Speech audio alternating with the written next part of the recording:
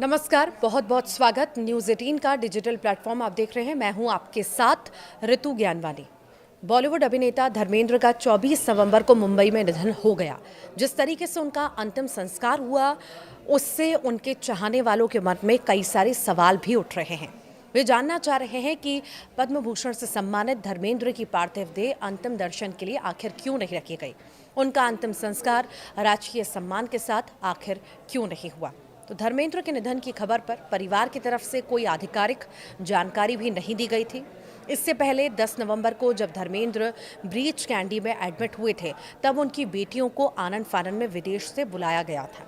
धर्मेंद्र को तब 2 दिन वेंटिलेटर पर रहने के बाद 12 नवंबर को डिस्चार्ज कर दिया गया था। धर्मेंद्र के चाहने वालों के 5 सवाल हैं।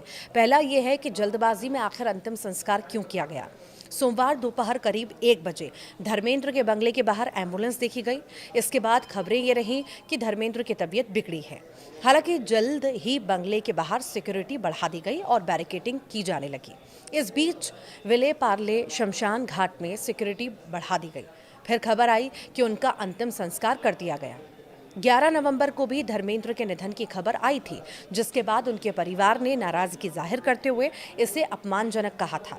यही वजह रही कि सोमवार को हर कोई निधन की खबर की पुष्टि करने से झिझक रहा था। इसी बीच दोपहर 1:10 पर IANS ने सबसे पहले धर्मेंद्र के निधन की जानकारी दी और फिर सभी न्यूज़ चैनल्स ने उसी के हवाले से खबर भी चलाई।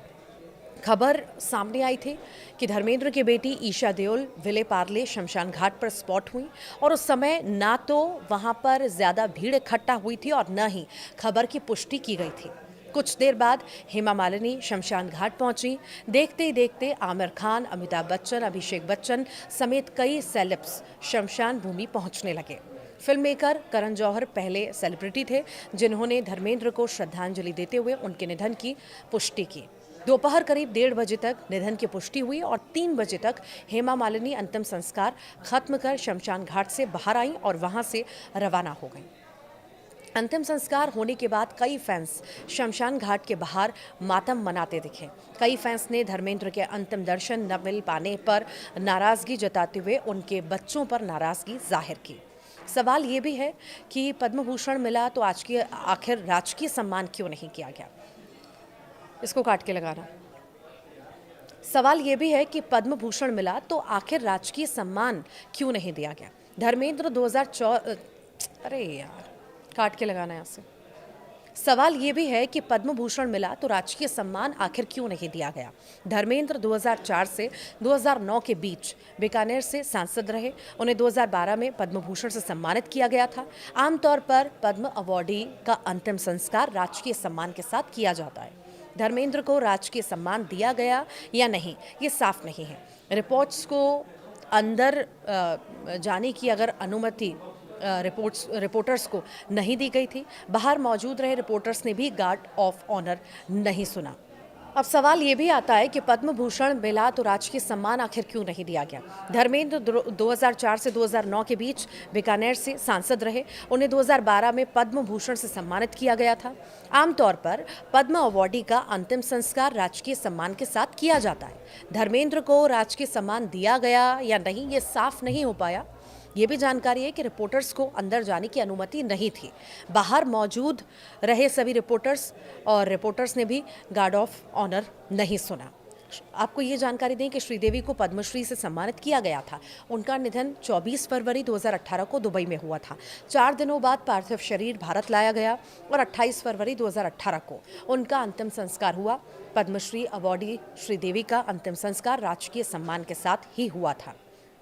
तीसरा सवाल ये भी आता है कि 2 दिन वेंटिलेटर पर वो थे धर्मेंद्र, तो घर आखिर क्यों लाया गया जल्दबाजी में। धर्मेंद्र को 10 नवंबर को सांस लेने में तकलीफ होने पर ब्रीच कैंडी हॉस्पिटल में एडमिट करवाया गया था। हॉस्पिटल से धर्मेंद्र का वीडियो लीक हुआ था जिसमें वो वेंटिलेटर पर नजर आ रहे थे।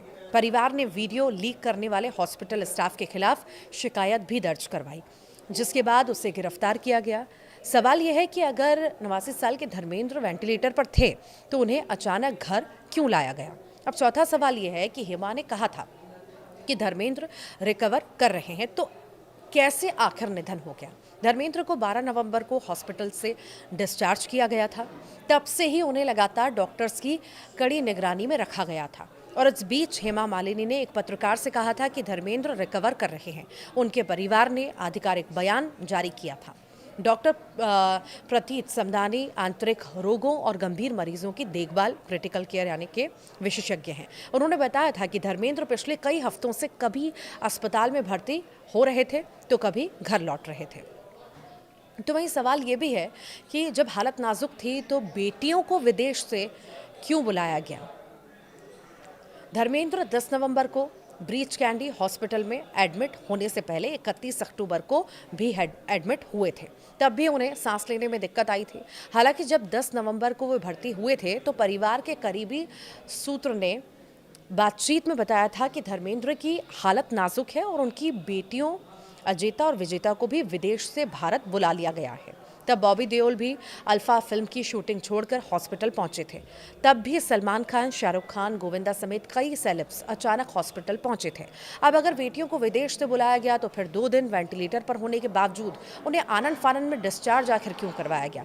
ये कई सारे सवाल हैं जिनका जवाब आना बाकी है। फैंस की नाराजगी भी है कि एक झलक देखने को नहीं मिली हमारे ही मैन की, सुपर हीरो की, जिसे हम बहुत देखते थे, सुनते थे, हमें बहुत पसंद थे।